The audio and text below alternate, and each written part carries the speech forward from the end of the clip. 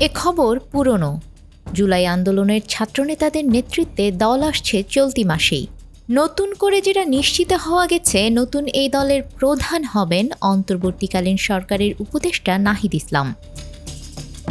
দলের দায়িত্ব নেয়ার আগেই সরকার থেকে পদত্যাগ করবেন তিনি। এটা দ্রুতই ঘটবে। তবে সরকারে থাকা অন্য দুই ছাত্র প্রতিনিধি এখনই পদত্যাগ করছেন না। নির্বাচনের আগে আগে তারা পদত্যাগ করবেন।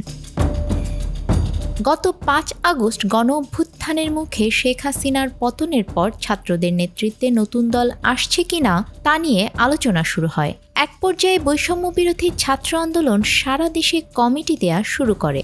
গঠন করা হয় জাতীয় নাগরিক কমিটি।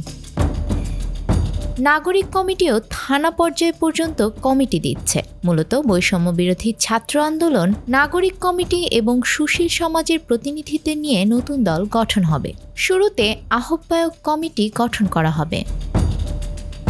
বাংলাদেশের ইতিহাসে নতুন দলের আবির্ভাব অনেকটা স্বাভাবিক ঘটনা। বর্তমান সরকারের আমলেও কয়েকটি দল আত্মপ্রকাশ করেছে।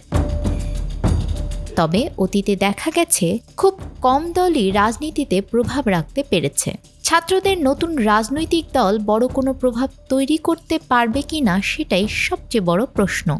এ দল নিয়ে এরই মধ্যে নানা আলোচনা শুরু হয়েছে। নিউজ ডেস্ক, আমাদের সময়।